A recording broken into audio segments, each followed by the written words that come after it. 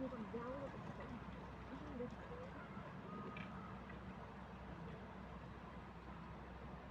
đẹp chứ thiệt thì mà có tiền vẫn phải làm cho nó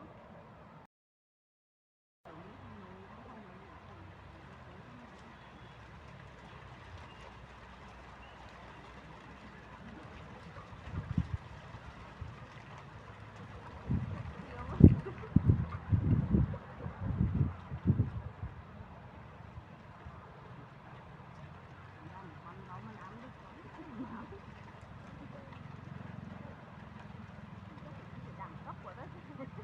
bán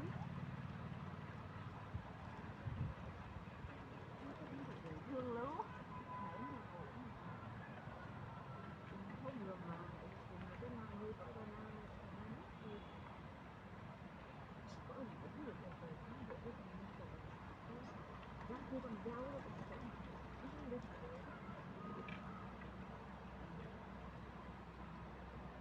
đẹp chứ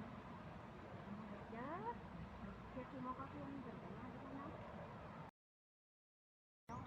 nắng cả sợ lạnh quá rồi cô nắng tới rét quá không đầu nổi hết rét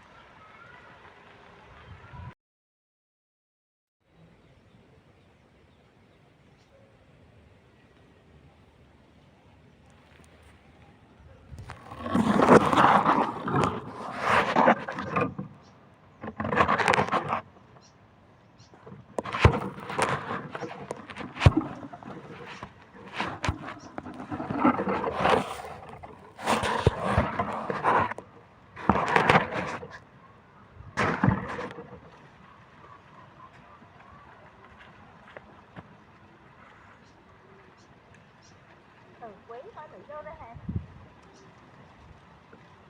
kiểu như ngồi điện thoại đó hả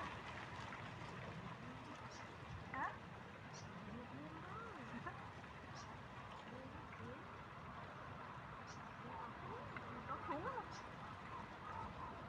rửa con uống thôi đó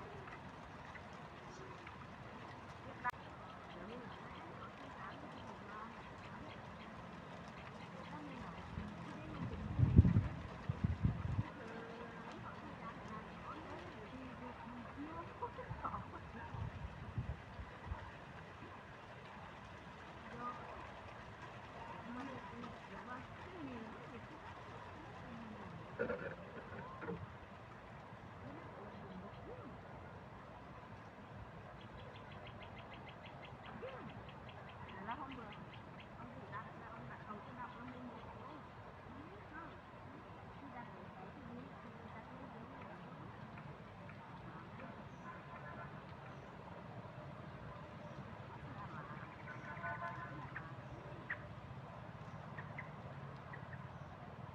thế là con Duyên thì cứ kêu là hành ở nhà chắc 3 đêm hành ngủ cũng được hành suy nghĩ hành ngủ cũng được tắm ngủ cho em giống như hắn biết mẹ sắp đẻ em rồi là bắt đầu hắn nhõng nhẽo đó đấy đó sao thì đợt nữa thiệt rồi mà nhớ là thằng vốn đau mà hắn ngồi trên bông hắn mà phải để hắn ngồi trên bụng ốm hắn á hắn sốt mà hắn nằm ở trên người con à mà hắn bụng bầu nữa là cái ốm hắn á bá hắn mình thì được tại vì con đi sinh em bé xong là sinh con Sam xong là mấy ngày hắn gặp mẹ à xong đây về là có em nữa là Hắn đi theo bá hẳn này chứ.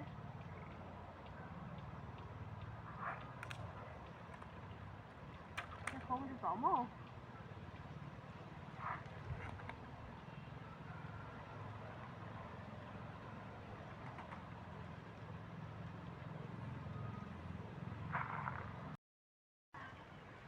Mày bắt anh ở trong đó mà nó vui mà nó cũng người đó cũng nó Thật đuối ha. đúng không? Hả? Đúng không?